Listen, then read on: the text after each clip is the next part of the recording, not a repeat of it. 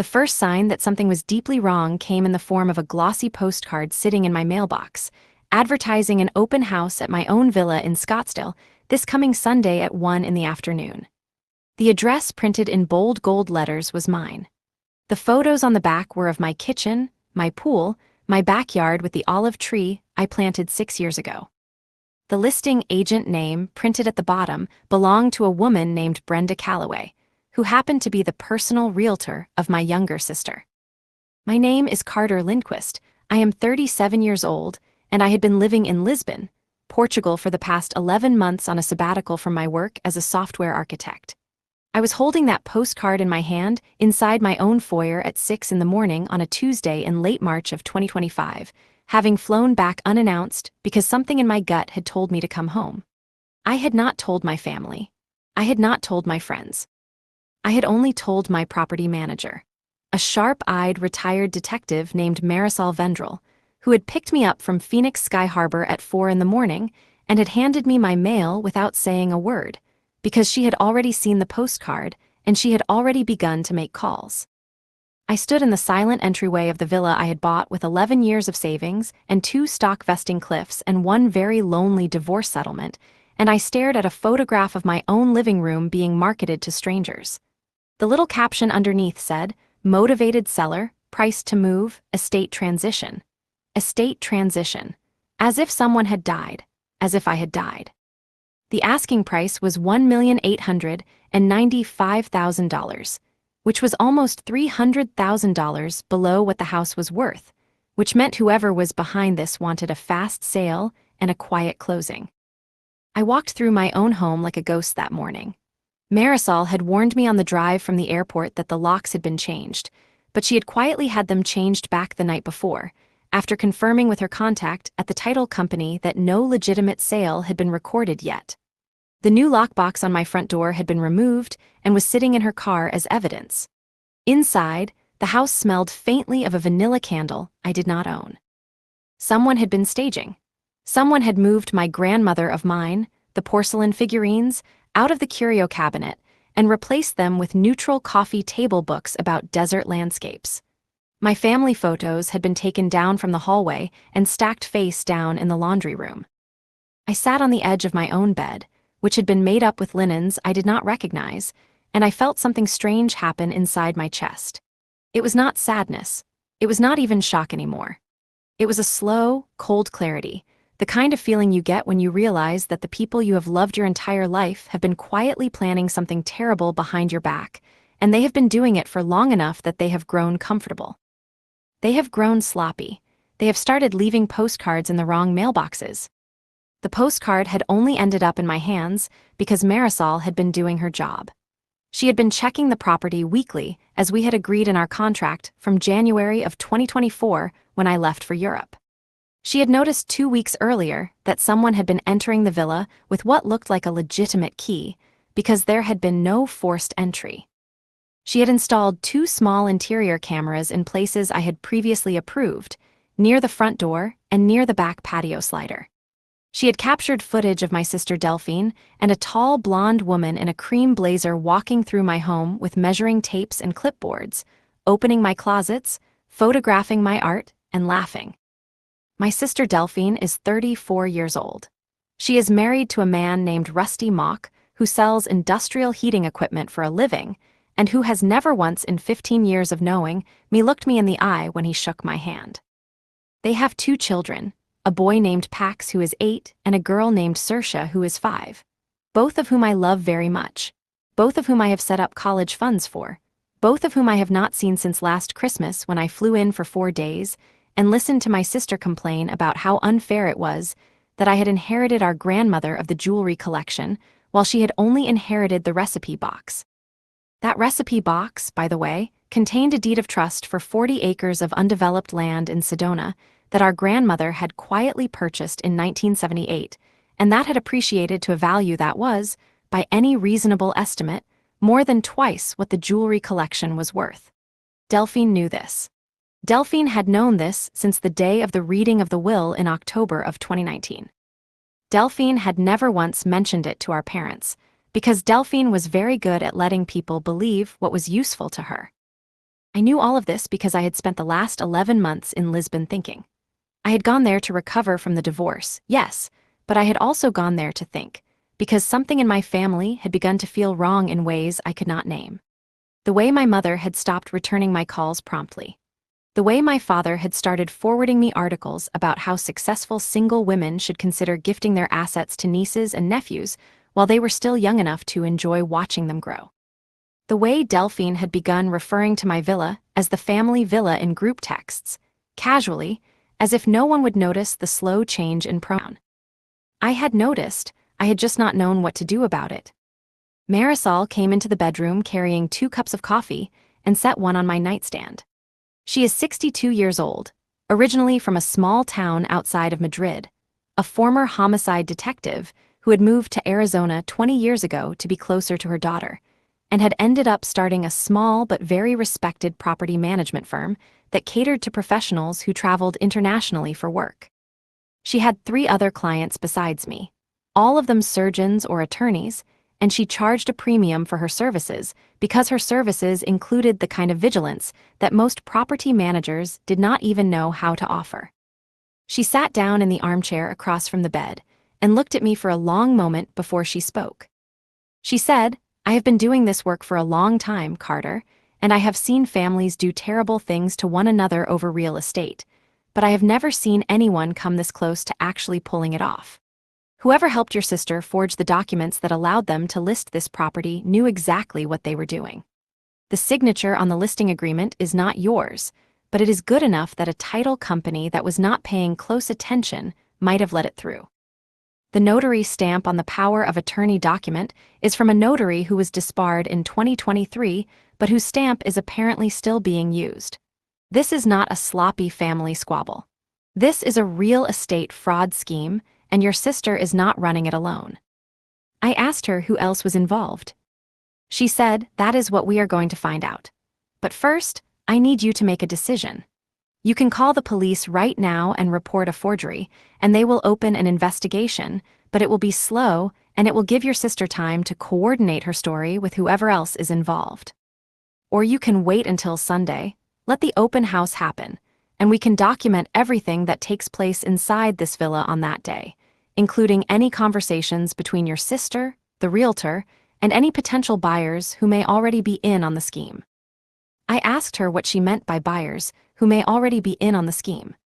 She said, "The price is too low, Carter, by almost $300,000. That is not a motivated seller. That is a seller who is funneling money to a pre-arranged buyer who will flip this property within 90 days. There is a second layer to this. Your sister may not even know about it, or she may be the architect of all of it. Either way, on Sunday afternoon, when that open house opens its doors, we are going to find out exactly who walks through them, and we are going to be ready."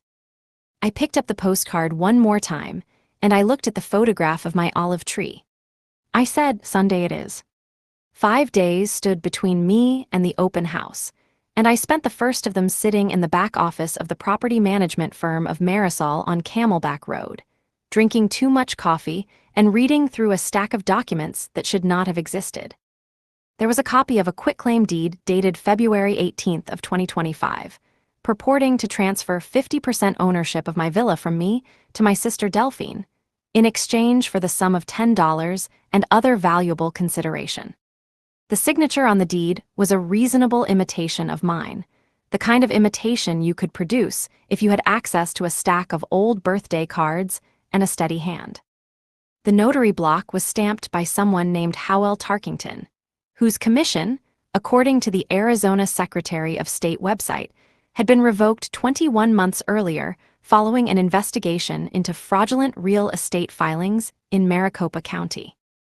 There was also a power of attorney document dated 3 weeks before the quitclaim, granting my sister broad authority over my real estate holdings in the state of Arizona, purportedly because I was traveling abroad for an extended period and required someone local to manage urgent decisions on my behalf. The signature on that document was less convincing than the one on the quitclaim, which suggested to me that whoever had forged it had been practicing in between, getting better, growing bolder. Marisol had pulled all of these documents from the public records of the Maricopa County Recorder, which had accepted the filings without question because that is how the recording system works in Arizona. The recorder does not verify the authenticity of documents. The recorder simply records them. The verification, if any, happens later when a title company runs a search and either catches the fraud or does not. In this case, the title company that the realtor Brenda Calloway had selected for the sale was a small outfit operating out of a strip mall in Tempe, owned by a man whose last name was, coincidentally, also Calloway. I pointed at that detail on the document and looked at Marisol. She nodded slowly and said, her brother. I checked this morning. Wendell Calloway, age 51, owner of Sun Valley Title and Escrow since 2017. He has been cited twice by the Arizona Department of Insurance for procedural irregularities, but he has never lost his license. He is the second leg of this scheme. The realtor is his sister. The title company is his. The buyer, whoever that turns out to be, is almost certainly someone they have worked with before. I sat back in the chair and tried to think of the last time I had spoken to Delphine. It had been in early February, a brief phone call where she had asked me how Lisbon was and whether I was thinking of coming home soon. I had told her I was planning to stay through the summer. She had said, "Oh, that is wonderful, take all the time you need, we are all so proud of you for taking care of yourself." At the time, I had thought it was the nicest thing she had said to me in years. Now I understood that she had been asking for an operational reason.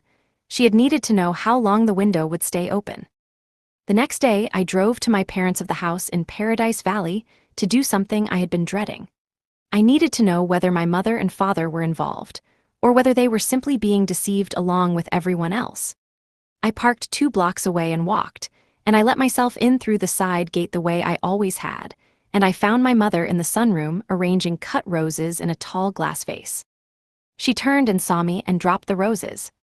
She said, "Carter, what on earth, when did you get back, why did you not tell us?"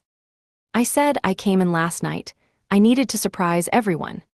She came to me and hugged me, and I could feel that the hug was real. Whatever else might be true, my mother had not known I was coming home, and her surprise was genuine. I held onto that small fact like a life raft. She pulled back and looked at me and asked if I was hungry, and I said I was, and she led me into the kitchen and began making me an omelet the way she had made me omelets when I was a child, with too much butter and Gruyere cheese folded inside. While she cooked, I watched her and I tried to read her face for any sign of guilt. There was none.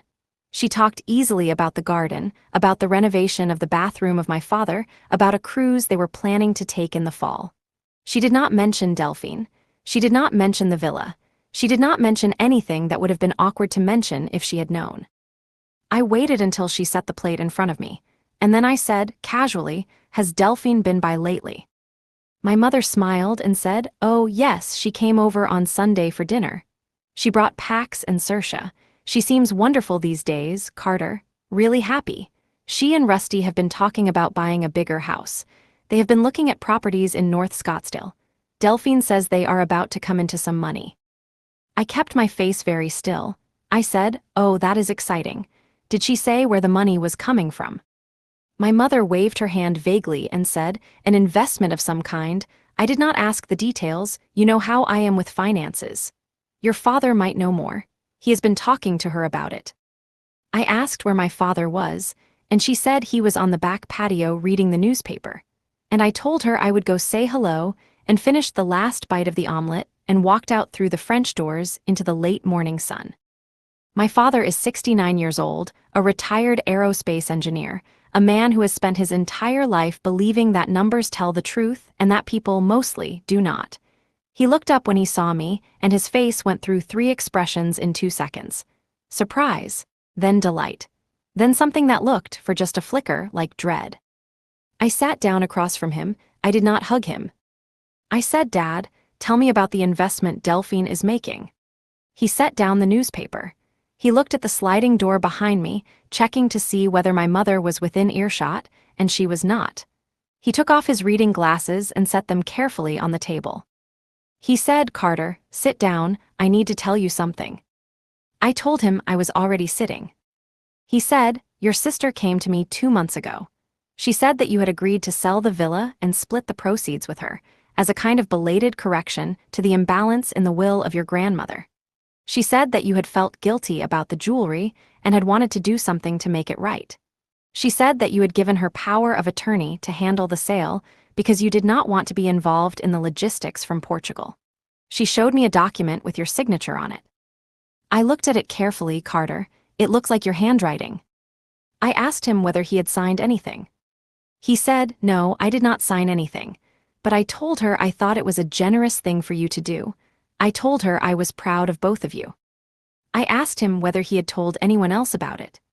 He said, "Only your mother, and your Uncle Thuron, and, I believe, the cousin of yours, Imogen. It came up at a family dinner. Delphine mentioned that the sale was moving quickly. Everyone congratulated her. There was talk about what she might do with the money. Pax has been wanting to go to a private school. Saoirse has been struggling in her current one. There were plans being made." I sat very still for a long moment, looking at my father, watching the slow understanding move across his face as he registered the expression on mine.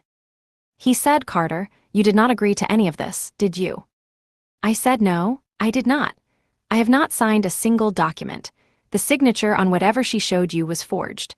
The villa is being sold this Sunday at an open house without my knowledge or consent. The buyer is almost certainly someone working with the Realtor and the title company, who are siblings. This is a fraud, Dad, a real one, and your daughter is at the center of it." My father did not say anything for a long time. He looked out at the pool.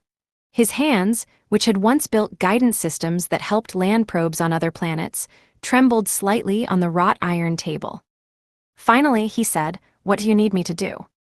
I said, "I need you to do nothing. I need you to act as if everything is normal. I need you to come to the open house on Sunday with Mom, and I need you to watch what happens when the truth comes out, because it is going to come out. And I need everyone in this family to see it with their own eyes." He nodded slowly. He picked up his reading glasses and put them back on. He picked up the newspaper. He said, "Your mother does not know any of this." I said, "I know, and I do not want her to know until Sunday. She did not do anything wrong. I want her to find out the same way the rest of them do." He said, "Okay." I stood up to leave, and as I reached the door, he said one more thing. He said, "I am sorry, Carter. I should have asked you directly. I should have called you." I said, "Yes, you should have. We will talk about that later." And I walked back through the kitchen, where my mother was humming as she rinsed the omelet pan, and I kissed her on the top of her head and told her I would see her on Sunday. And I let myself back out through the side gate without looking back. Wednesday and Thursday, I spent inside the property management office of Marisol, building what she called a complete documentary record, which was the term she used because her years in homicide had taught her that the difference between a conviction and a dismissal often came down to whether you had a binder so thick and so organized that a prosecutor could carry it into court and not have to think for himself. By Thursday afternoon, we had 3 binders. The first contained the forged documents, the chain of recording, the licensing histories of Brenda Calloway and Wendell Calloway, and the disbarred notary Howell Tarkington. The second contained the camera footage from inside my villa, with timestamps and a written log of every entry by Delphine and Brenda over the past 6 weeks. The third contained financial records. That third binder was the one that made my stomach turn. Marisol had a contact at a financial intelligence firm in Phoenix, a woman named Pernil Oystad, who specialized in tracing money in real estate fraud cases. Pernil had run a quiet search on Brenda Calloway and her brother Wendell, looking for patterns.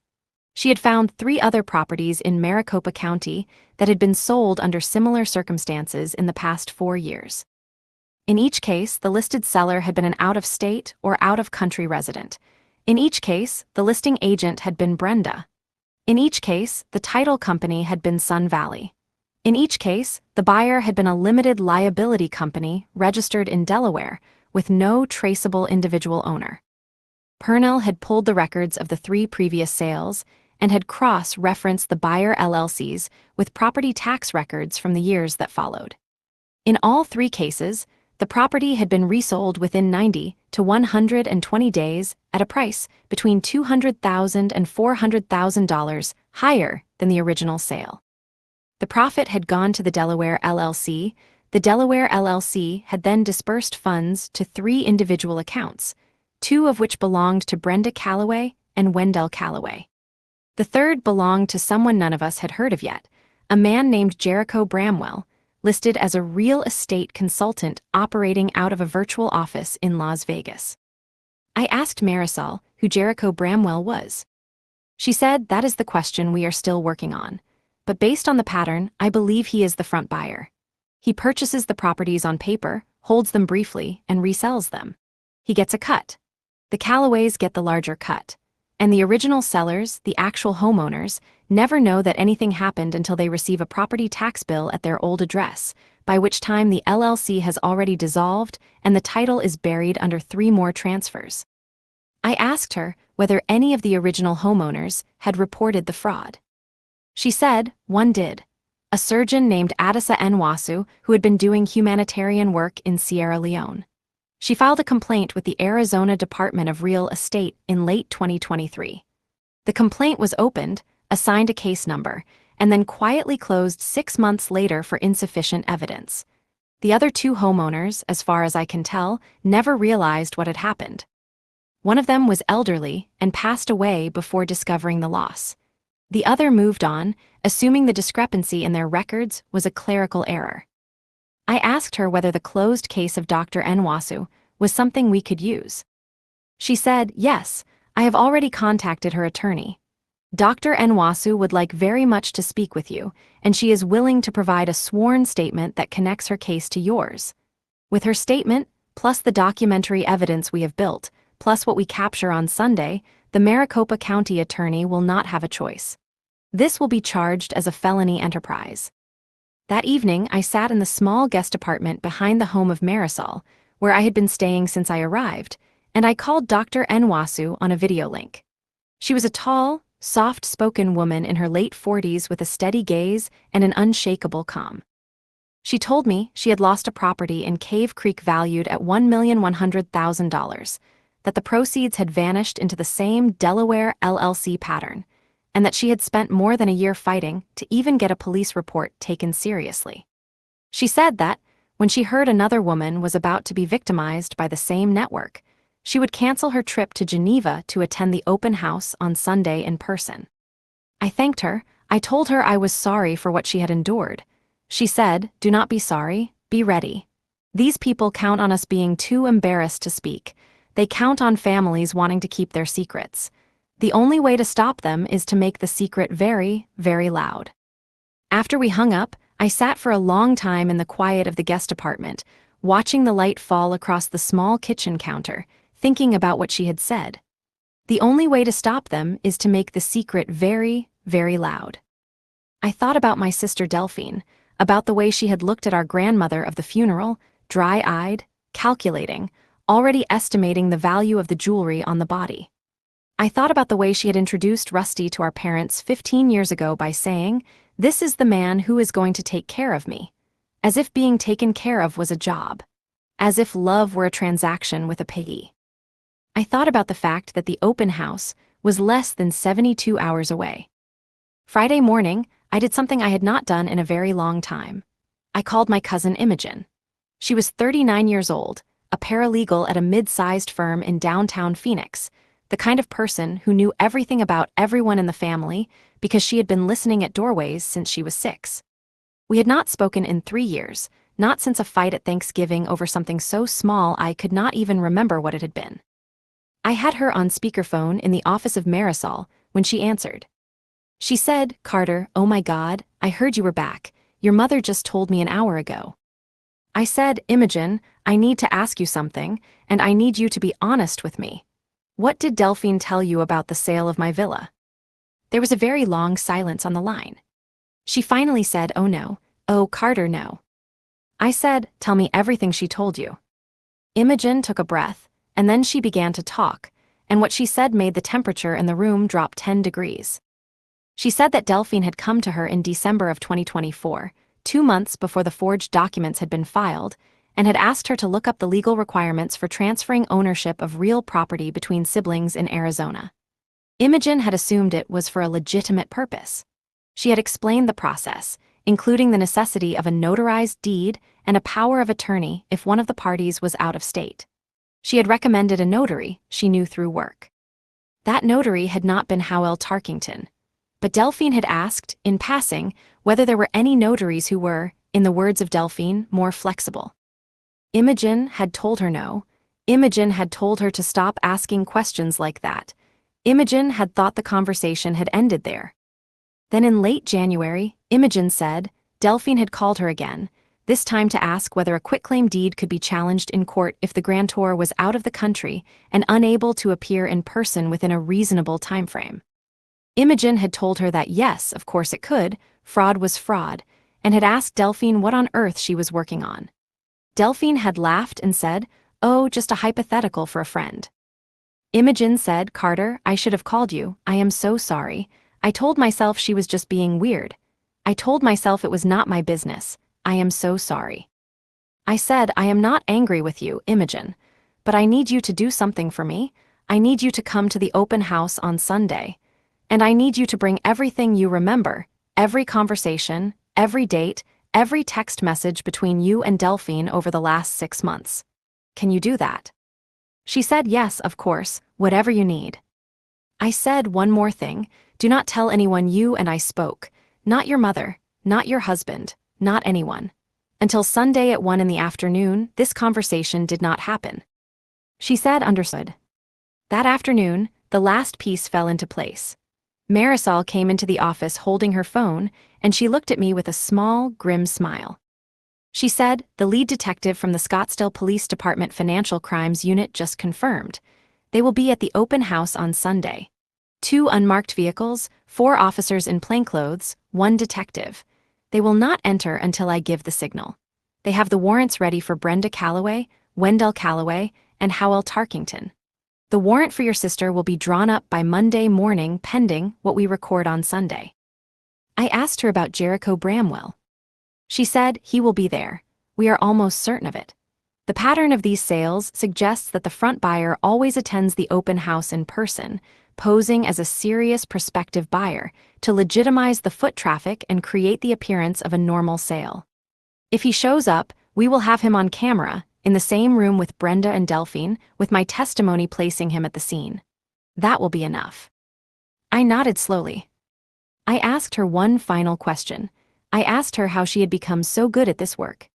She looked at me for a long moment.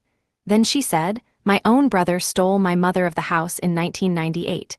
He forged her signature on a deed of sale while she was in a nursing home in Seville. By the time we discovered it, the house had been sold 3 times. We never got it back. My mother died believing that the home she had raised us in still belonged to the family. I did not lie to her. I just did not tell her the truth. I have been chasing people like Brenda Calloway ever since. I did not know what to say to that. She nodded, as if she did not expect me to say anything, and she went back to her desk to continue her work.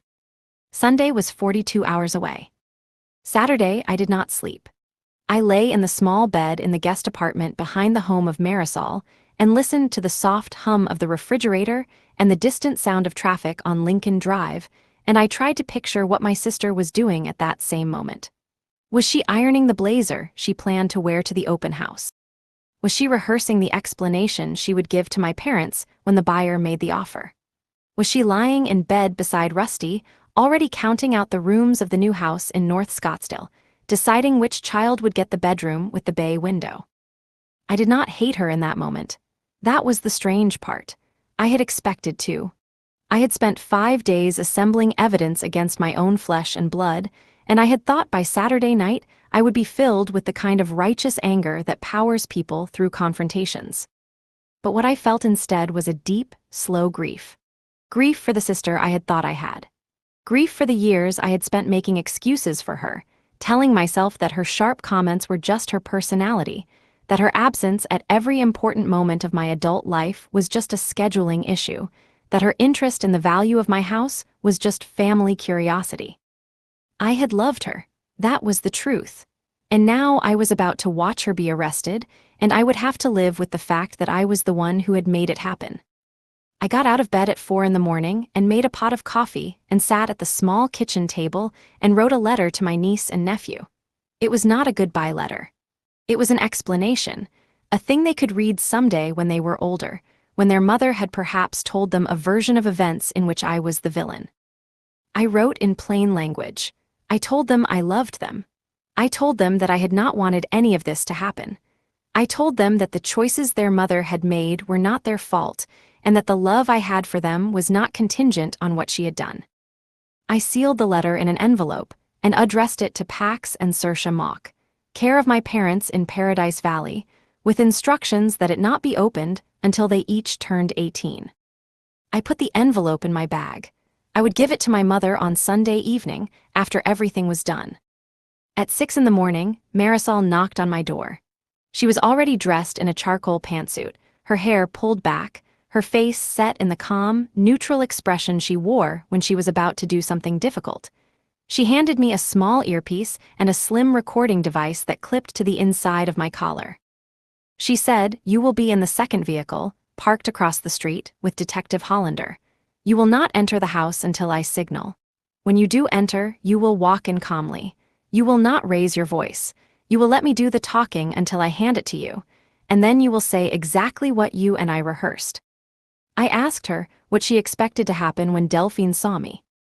She said she will panic, she will deny everything, she will try to leave, the officers will prevent that. You will need to be prepared for her to say things to you that are designed to hurt. Do not respond to them. Do not engage. Just let the evidence speak. I nodded. I clipped the device to my collar and tucked the earpiece into my pocket. We left for the villa at 11. The open house was scheduled to begin at 1. We needed to be in position by noon. Marisol drove. I sat in the passenger seat. We did not talk much. The streets of Scottsdale were quiet, the kind of slow Sunday quiet that suggests that nothing of importance is happening anywhere, when in fact something of considerable importance was about to happen on a cul-de-sac in a gated community where my olive tree was waiting in my backyard for a verdict. We passed through the gate of the community at 11:30. The guard waved us through without checking, because Marisol had been entering this community for the past 3 years and the guard knew her car. We drove past my villa slowly. There were already 2 cars in my driveway. One was a white luxury sedan that I did not recognize. The other was a silver SUV that I knew very well. It belonged to my sister. Marisol parked 4 houses down, behind a tall hedge that hid the car from view of my driveway. From this position, we had a clear sightline through the gap in the hedges to my front door. 2 other vehicles were already parked further down the street, both of them looking entirely ordinary, both of them containing law enforcement. At 10 minutes past noon, Brenda Calloway emerged from the front door of my villa carrying a stack of brochures. She walked to her car, retrieved a sign that read "Open House" with an arrow, and planted it at the end of my driveway. She was wearing a cream blazer, the same one I had seen in the camera footage. She moved with the easy confidence of a person who had done this many times before. She did not look around. She did not check her surroundings. She believed completely that she was safe. At 12:30, Delphine came out of the front door. She was wearing a pale blue dress that I had never seen, her hair freshly highlighted, her makeup carefully applied. She joined Brenda in the driveway and they spoke for several minutes. Marisol turned up the volume on a directional microphone that had been pointed at the front door since the night before. Their voices came through with surprising clarity. Delphine was saying, "Are we certain Jericho is going to come in early? I do not want him bidding against actual buyers and inflating the price." Brenda was saying, "He will be here at 1:15. He will make the offer at 1:45. By 2:30 we will have it signed. By Tuesday we will have the deposit cleared at Sun Valley. Stop worrying."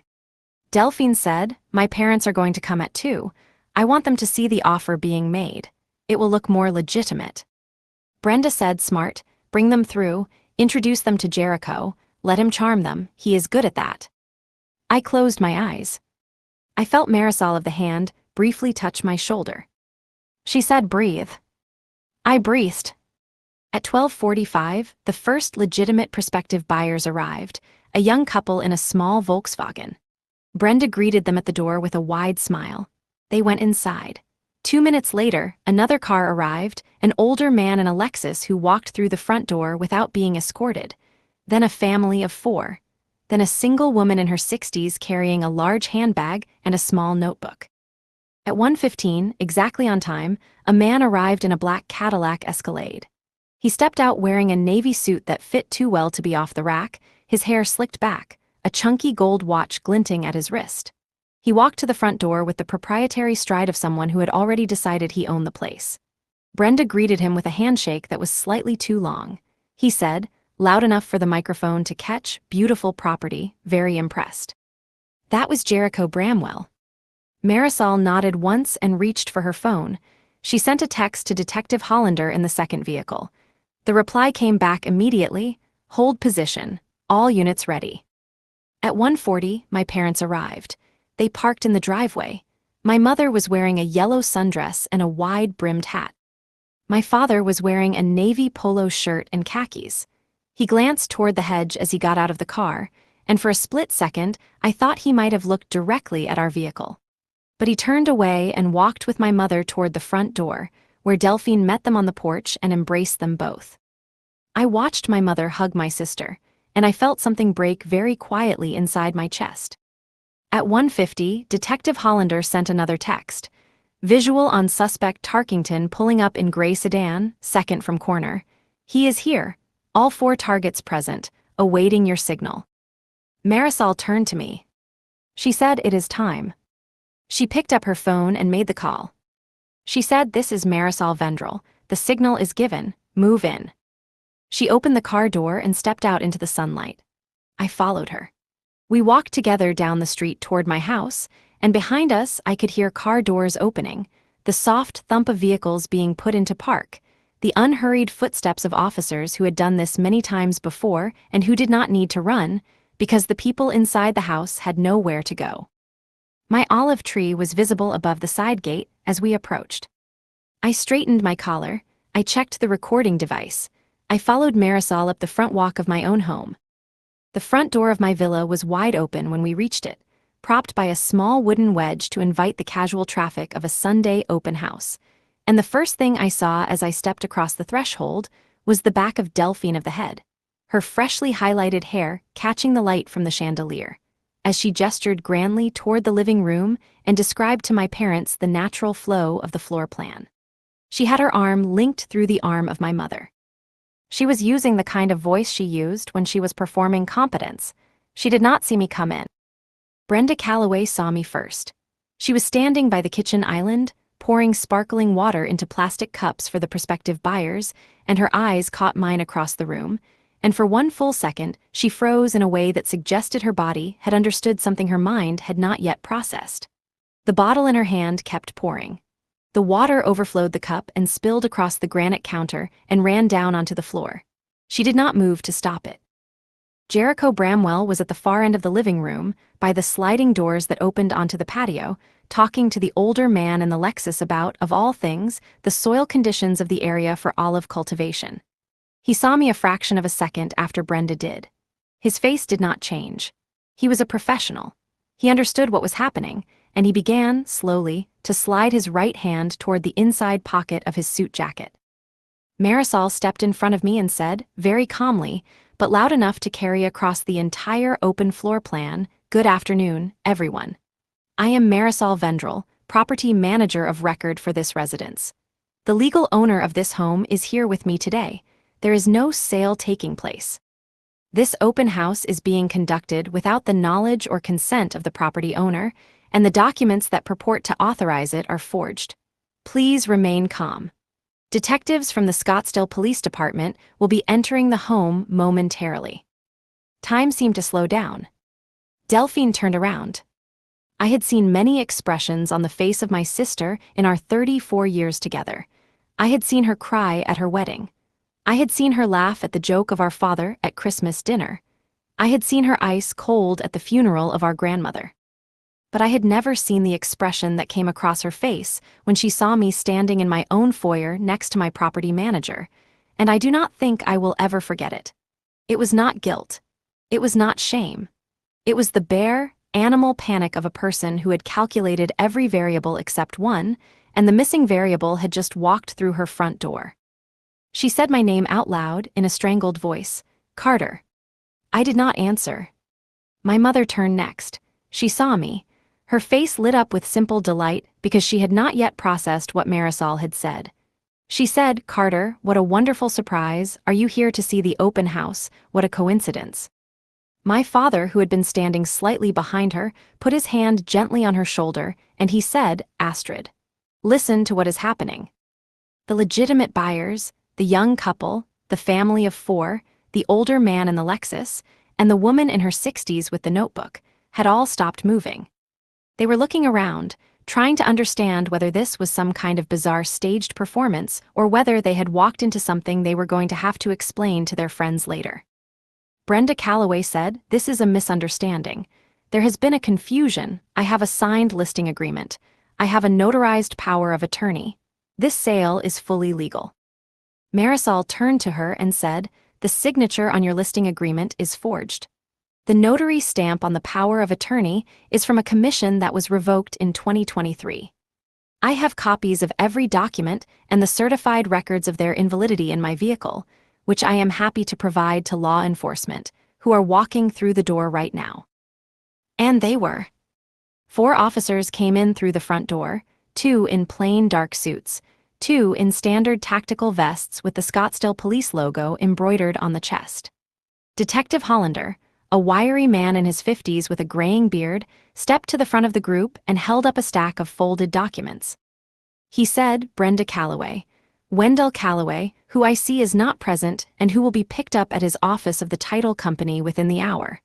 Howell Tarkington, please step forward, sir. You are in the gray sedan outside. And Jericho Bramwell. I have warrants for each of you on charges of conspiracy to commit real estate fraud, forgery, recording of false documents with intent to defraud, and operating an unlawful enterprise under Arizona Revised Statutes Section 13 to 2312.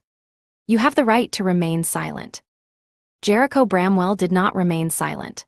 He took 2 quick steps toward the patio door, and the officer nearest to him moved with surprising speed and intercepted him before his hand could reach whatever was inside his jacket. He was on the floor in 3 seconds, his hands behind his back, his cheek pressed against the cool travertine tile that I had picked out at a showroom in 2018. Brenda Calloway began to cry, loudly, theatrically. She said, I did not know any of this. Delphine told me she had your permission, Carter. She told me you were aware." I looked at her. I did not say anything. The officers did not seem persuaded. Delphine had not moved. She was standing exactly where she had been when she turned around, one hand still slightly raised from the gesture she had been making about the floor plan, frozen like someone in a photograph who had not been told the shutter was about to click. My mother was looking at her now, looking back and forth between her and me, slowly starting to understand. My mother said, "Delphine, what is happening? What is happening here?" Delphine did not answer her. My mother said, "Delphine, look at me, tell me what is happening." And finally, Delphine looked at her, and the panic on her face shifted, in real time, into something I had not anticipated. It shifted into the practiced expression of a person who had been preparing this defense for months and who now intended to deploy it. Delphine said, "Mother, Carter is having a breakdown. She has been struggling in Portugal. She told me last fall that she wanted to get rid of the house. She gave me permission. I have texts. I have an email. This is all a misunderstanding. Carter is unwell." I felt my father move beside me before I realized he had walked across the room. He stopped between Delphine and my mother. He looked at his younger daughter, and his face was the face of a man who had spent his career checking calculations, who had spent his career verifying things, who had learned, over the past 5 days, that he had failed in the most important verification of his life. He said, "Delphine, stop talking." She said, "Dad, you do not understand. Carter is lying to you." He said, "I have seen the documents. I have seen the records. I spoke with Carter on Tuesday morning. I have known since Tuesday morning. Stop talking." It was the only time in my adult life I have seen my sister lose composure in front of our father. Her face crumpled, not into shame, into rage. She turned on him and said, "You have known since Tuesday and you did not tell me. You let me walk into this, your own daughter." My father said, "Both of my daughters were walking into this, Delphine. One of you was being robbed. One of you was doing the robbing. I let the one who had the right to be here decide how it would end. That was the only choice I had left. Detective Hollander stepped forward then and put a gentle hand on the arm of Delphine. He said, "Mrs. Mock, you are not under arrest at this moment, but I am going to ask you to come with me to the station to give a statement. You have the right to have an attorney present. I would recommend that you exercise that right."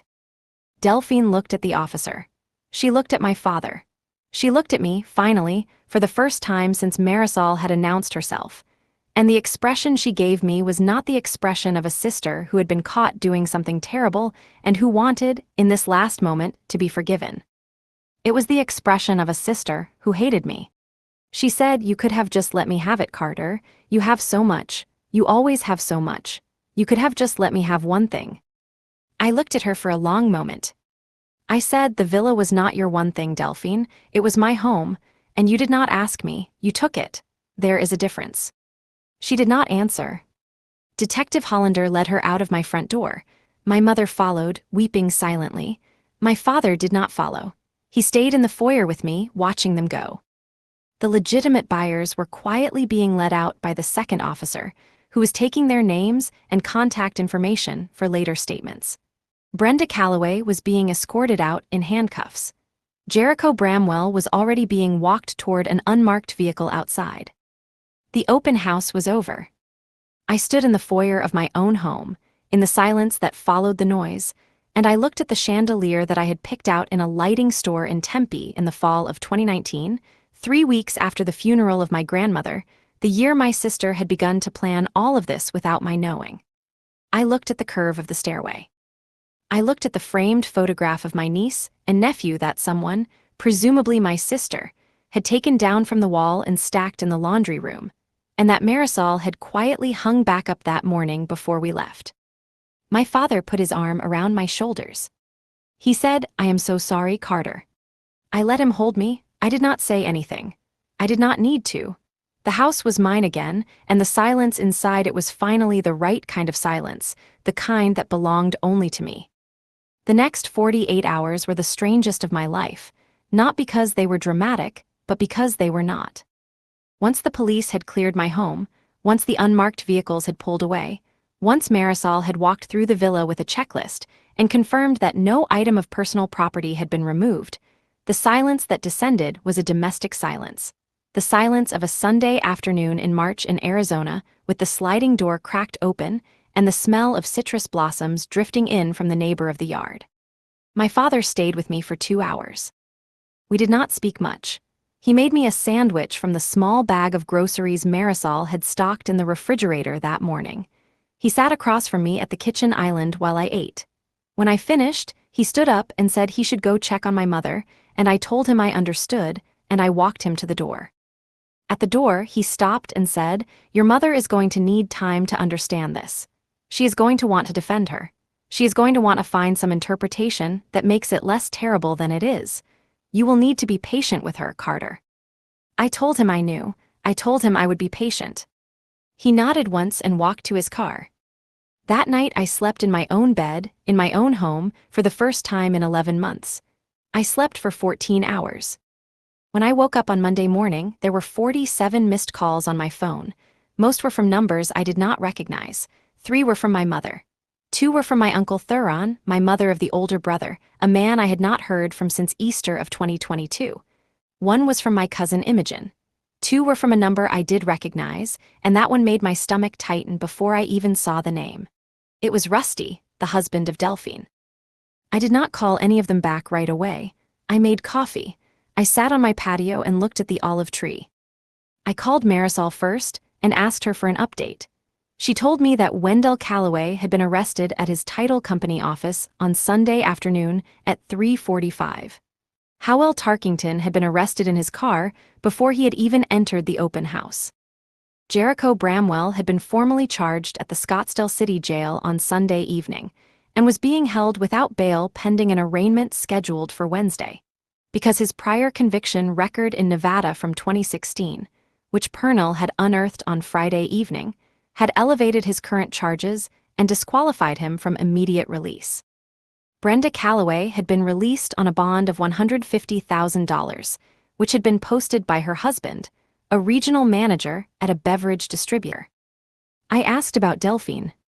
Marisol said, "Your sister was questioned for 4 hours on Sunday afternoon. She invoked her right to an attorney about 90 minutes in, after she had already said quite a lot. The detectives have her statement. She has not been formally charged yet, but charges are expected by Wednesday or Thursday. The county attorney is currently reviewing whether to charge her as a principal in the enterprise or as a co-conspirator. The distinction will affect sentencing, but either way she is facing felony charges." I asked what kind of sentencing range we were talking about. Marisol said, "For a first-time offender with no prior record, in a fraud of this dollar value in Arizona, if she is convicted, she is looking at 3 to 7 years in state prison, plus restitution, plus the permanent loss of certain civil rights. If she pleads early and cooperates against the Callaways and Bramwell, she could reduce the time significantly. Her attorney will advise her to cooperate. Whether she takes that advice is another question." I thanked her. I hung up. I called my mother. She answered on the first ring, and the first thing she said was, "Carter, I am so sorry, I am so sorry, I did not know, I had no idea. Please tell me you do not think I knew." I told her I knew she had not known. I told her Dad had told me he had not told her, and I believed him, and I believed her. I asked her how she was doing. She cried for several minutes. I let her cry.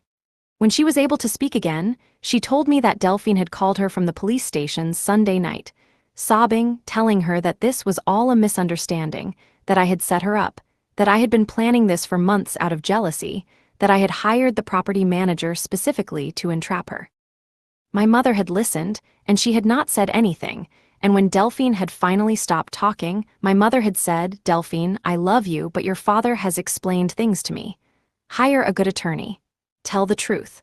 Whatever you have done, the only way out of it is the truth." I asked her how Delphine had responded. My mother said she hung up on me. She has not called since. I told my mother that I loved her.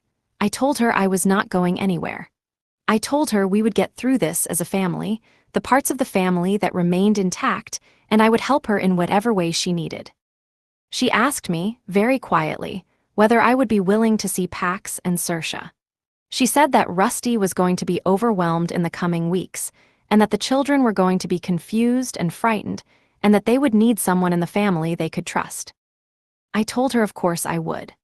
I told her to tell Rusty I would help with the children in any way that did not interfere with whatever legal arrangements were going to be made, and that I expected him to be a good father to them, and that if he was, I would treat him with respect for the rest of his life, regardless of what had happened. She told me she would tell him. I called Rusty back next. He answered, and his voice was hoarse, and he started talking before I could say anything. He said, "Carter, I swear to God, I swear on my children, I did not know. She told me you had agreed. She told me the sale was your idea. She showed me a text from you. I never questioned it because she said you had been struggling and that you wanted to simplify your life. Carter, I have been sick since the police came to our house last night. I have been sick." I asked him whether he had benefited financially from anything Delphine had done. He said no. The money from the sale was supposed to go into a joint account, but no money has been deposited yet because nothing has closed. We have not received $1 from this. I swear to you. I told him I believed him for now, but that I would want to see his and Delphine of the financial records, and that if he was telling the truth, he had nothing to fear. And if he was lying, I would find out, because Marisol had access to forensic accountants who could trace transactions a person did not even know they had made. He told me he understood. He told me he would cooperate fully. I told him that Pax and Saoirse were going to need stability. I told him I expected him to put them first, regardless of what happened with Delphine. I told him that I would help him as their aunt, but I would not help him as the spouse of the woman who had tried to steal my home. He said, "I understand. I will be a good father, Carter, I promise." I hoped he meant it. I did not call my Uncle Thuron back. He had never been particularly close to me, and his sudden interest in my situation suggested that he had heard the news and wanted to involve himself in some way that I was not yet ready to negotiate. I called Imogen instead. She came over within an hour, bringing 2 bags of groceries and a stack of files. She had pulled every text message between her and Delphine going back to October of 2024. She had organized them by date and printed them in chronological order. She handed me the stack and told me she had already sent copies to Marisol and to Detective Hollander. She said she did not want any credit for any of this. She just wanted me to know that she had told the truth. We sat in my kitchen and drank tea and talked for 3 hours. We talked about things we had not talked about in 20 years. We talked about the summer when we were both teenagers and her mother had been diagnosed with breast cancer, and she had come to live with us for 6 weeks. We talked about how I had taken care of her then, and how she had wanted to take care of me now, and how that fight at Thanksgiving 3 years ago had been so small that neither of us could remember the cause and neither of us cared anymore. When she left that evening, I hugged her for a long time at the door. Tuesday, I met with Detective Hollander and a deputy county attorney named Solveig Amat at the offices of the Maricopa County Attorney downtown. They walked me through the formal charges that were going to be filed against Brenda and Wendell Calloway, against Howell Tarkington, against Jericho Bramwell, and, by Wednesday morning, against my sister. They asked me to commit to cooperating as a witness throughout the proceedings. I told them I would. They told me that the case against the Calloways was extraordinarily strong, that the pattern Purnell had identified, combined with the testimony of Dr. Nwasu, would almost certainly result in convictions or plea deals. They told me the case against Delphine was equally strong but more complicated emotionally, because she would likely seek a plea agreement that involved testifying against the Calloways in exchange for a reduced sentence. They asked me how I felt about that. I told them I did not have a feeling about it yet. I told them whatever sentence she received, I would accept it. I told them what mattered to me was that the entire scheme be exposed, and that the other victims, the woman who had passed away, the family who had moved on, Dr. Nwasu, be acknowledged in the prosecution. They told me that would happen. I left the offices of the county attorney and drove home through the late afternoon light. I stopped at a grocery store I had not been to in a year. I bought fresh produce and bread and cheese and a bottle of Spanish red wine. I drove home and made dinner alone in my own kitchen and ate it on my own patio under my own olive tree. For the first time in a long time, I felt like the home was mine again, not just legally, actually. Wednesday morning at 9:15, the office of the Maricopa County Attorney filed 11 felony charges against my sister Delphine Mock. The charges included conspiracy to commit fraudulent schemes and artifices, forgery, theft by false pretenses, and identity theft. The maximum aggregate exposure on those charges, if she were convicted on all counts and given consecutive sentences, was 22 years. The realistic exposure, given that she was a first-time offender and a mother of 2 young children, was estimated by Solveig Amat at 4 to 6 years if she went to trial and lost, or 2 to 3 years if she accepted a plea deal that included full cooperation against the Calloways. She was arrested at her home in Chandler at 9:45 that morning. Rusty was at work. The children were at school. A neighbor, a retired schoolteacher named Mrs. Wendover, agreed to keep an eye on the front of the house and to wait for Rusty when he was called home. Delphine was booked at the county jail, processed within 3 hours, and held pending an arraignment on Thursday morning at which she was expected to enter a plea of not guilty in order to preserve her negotiating position. Her attorney, a man named Anders Beauchamp who specialized in white-collar defense, contacted Solveig Amat that same afternoon to begin discussions about a possible plea. The negotiations would take weeks, possibly months, but the wheels were turning. I did not attend the arraignment on Thursday. Marisol attended on my behalf and reported back to me that Delphine looked thin and shaken in her court appearance attire, that she had answered the procedural questions of the judge in a small voice, and that she had been released on a bond of $250,000 secured by the small remaining equity in her home and a personal guarantee from her father-in-law. She would be required to surrender her passport, wear an ankle monitor, and have no contact, direct or indirect, with me, with Brenda Calloway, with Wendell Calloway, with Howell Tarkington, with Jericho Bramwell, or with any potential witness in the case. That last condition meant she could not contact our mother, our father, Imogen, or Rusty in any context related to the case. She could continue to live with Rusty and the children. The court understood that a complete prohibition would harm the children. But every conversation was monitored, every text logged, and Rusty agreed to those conditions in order to keep the family residence stable for Pax and Saoirse. The rest of the family found out in pieces, the way families do. My uncle Thuron, who I had still not called back, sent me a long email on Thursday evening. He wrote that he had heard rumors, that he understood there had been a misunderstanding involving Delphine, and that he hoped I would consider not pressing charges because the family had been through enough, and because Delphine was, in his words, a young mother who deserved a chance to make things right without the heavy hand of the criminal justice system involved. He suggested mediation. He suggested a family meeting at his home in Mesa on Sunday afternoon. He suggested that I, Carter, given that I had been blessed with so many advantages in life, should consider the disproportionate impact this would have on Delphine and her children, and ask myself whether forgiveness might be the more Christian response. I read his email twice. I deleted it. Then I wrote a reply that simply said, Thuron, the charges were filed by the state of Arizona, not by me. I have no authority to dismiss them. I would not exercise that authority if I had it. I am happy to see you at the next family event that does not concern the criminal case, but I will not be attending a meeting on Sunday or any other day where the purpose is to negotiate with me about the consequences of what your niece has done. Please respect my position. Please respect what happened to me. And please remember that there were 3 other victims in this scheme who were not family members of mine, and whose suffering will not be erased by family loyalty. I sent the email. He did not respond. He did, however, call my mother that night and yell at her for 2 hours about how I was destroying the family and how she needed to talk sense into me. My mother, to her credit, listened for the first hour, and then she told her older brother to never speak to her in that tone again, and she hung up. She told me about it the next morning over breakfast at a small cafe in Old Town Scottsdale. She had not slept well. There were dark circles under her eyes, but there was also something I had not seen in her face in a long time. Resolve. She told me she had spent the past 6 days reviewing her own choices as a parent. She told me she had let Delphine get away with smaller things for too long.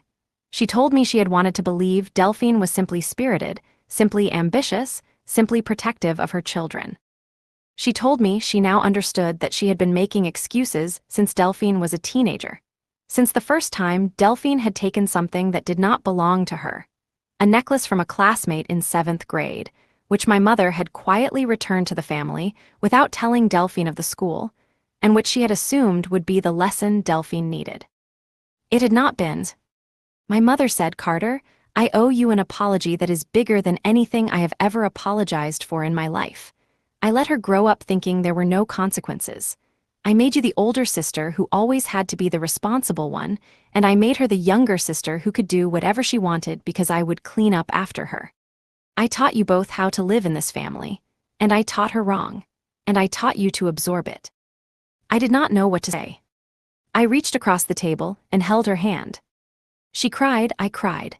We stayed in the cafe for 2 hours, talking, sometimes not talking. When we finally left, she hugged me at her car and said, I am going to be a better mother to you for whatever years I have left. Even though you are 37. Even though you should not need a mother anymore, I am going to be one anyway. I told her I would always need a mother. I told her I was glad she had decided to be one. That weekend, I had Pax and Saoirse over to the villa for the first time. Rusty dropped them off on Saturday morning at 10. He looked exhausted. He told me Delphine had been quiet all week, that she had been spending most of her time in the bedroom, that she had been crying in private but composing herself for the children. He said Pax had asked him on Tuesday why Mommy was wearing the bracelet on her ankle, and that he had told Pax it was a special bracelet that Mommy had to wear for a little while because of a problem at work. He asked me if I would be willing to talk to Pax myself, at some point, in language that was appropriate for an 8-year-old, because Pax was sharp and was going to figure things out on his own, and he wanted Pax to hear it from family rather than from a classmate at school. I told him I would. I told him I would think about how to say it, and I would talk to him about my approach before I said anything to Pax. He thanked me, he drove away. The children were quiet. Saoirse, who is 5, clung to my leg. Pax watched the olive tree. We spent the day in the backyard. We did not talk about the mother of the children or the police.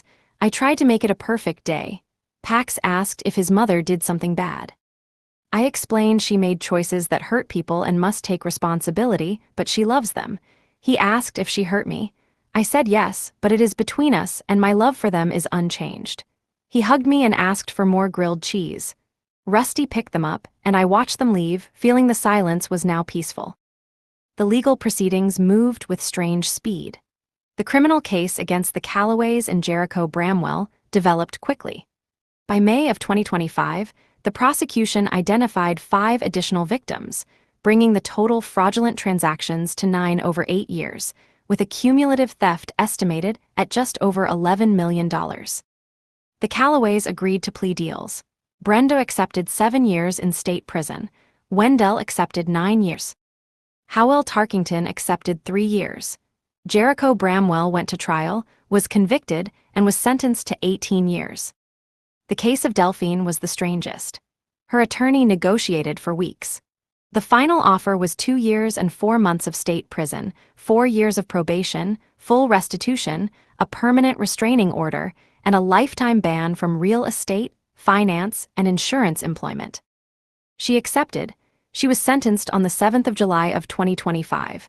I attended with my parents, Rusty, Imogen, and Marisol. Before the sentence, I delivered a victim impact statement. I stated the crime was not just the attempted theft of my home, but the betrayal of our relationship.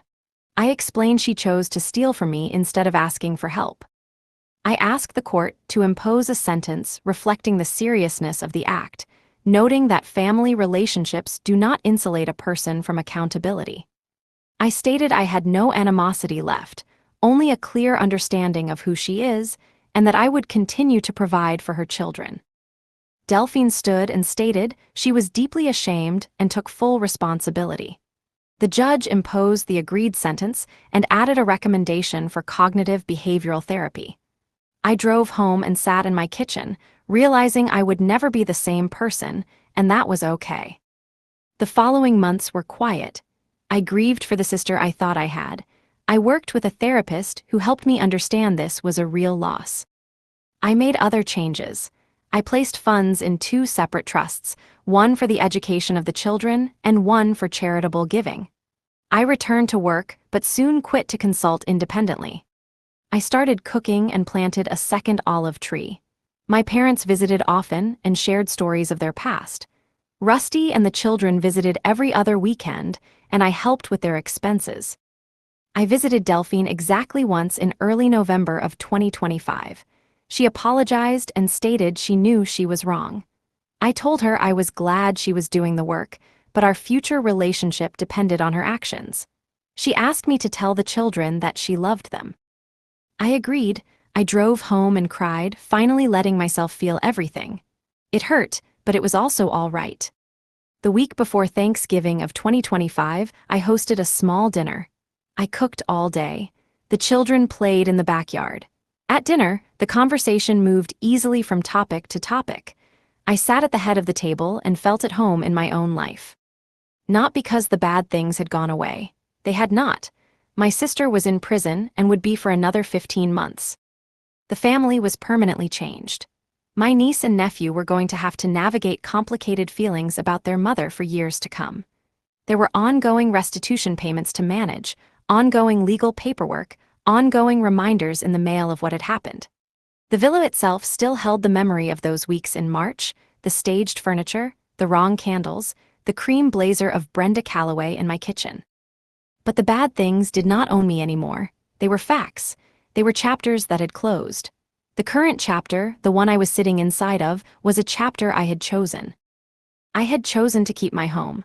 I had chosen to keep my family, the parts of it that had chosen to be kept. I had chosen to build new friendships with Marisol, with Dr. Nwasu, with Yolanda, with Pernil, with the small community of people who had walked through the worst weeks of my life with me. I had chosen to plant the second olive tree. I had chosen to forgive my parents without pretending nothing had happened. I had chosen not to forgive my sister, while leaving open the possibility that I might choose differently in some future I could not yet see. These were choices, they were mine.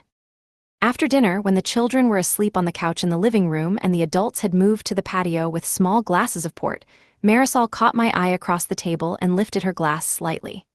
I lifted mine in return. We did not say anything. There was nothing to say. She had given me back my home. She had given me back my life, in a sense. And in another sense, she had simply done her job, the job I had paid her for, the job she would have done for any client.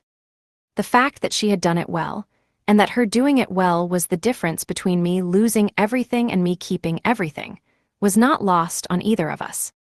If you take nothing else from my story, take this.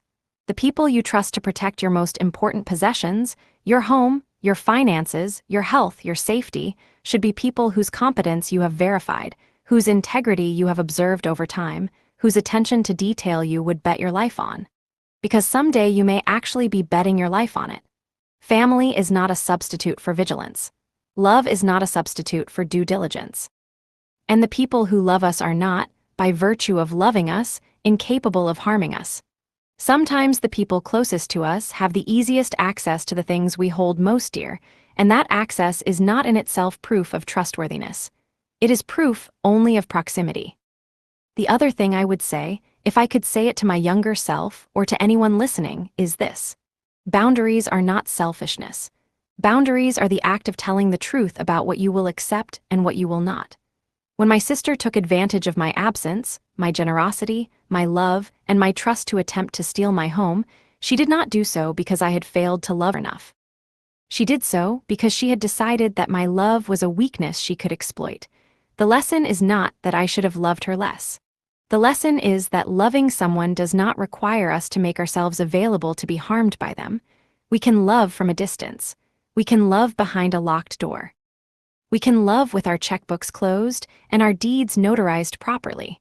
Love that survives the imposition of boundaries is real love. Love that demands the absence of boundaries was never love at all. I will turn 38 in February of 2026. I will continue to live in this villa for as long as I want to live in it, and when I do not want to live in it anymore, I will sell it on my own terms, to a buyer I select, through a realtor I trust, with a property manager standing beside me to verify every signature. I will continue to be an aunt to Pax and Saoirse. I will continue to be a daughter to my parents, who are doing the slow work of becoming the parents they had not yet learned how to be. I will continue to be a friend to Marisol and Dr. Nwasu and Imogen and Yolanda and Pernal. I will continue to plant things in my garden and to cook meals at my table and to sit under my olive trees and to drink Spanish red wine on Sunday evenings. I will continue to be Carter Lindquist. Whoever that is exactly, I am still finding out. And if any of this resonates with you, if any part of my story made you think of your own family, your own home, your own moment of trusting too much or noticing too little, I would love to hear about it. Please consider liking this video, subscribing to the channel for more stories like this one, and sharing your own experience in the comments below. There are more of us than you might think, and we learn the most from each other when we are willing to say what happened to us out loud. Take care of yourselves. Verify the people you trust. And do not be afraid to come home unannounced when something in your gut tells you that you should.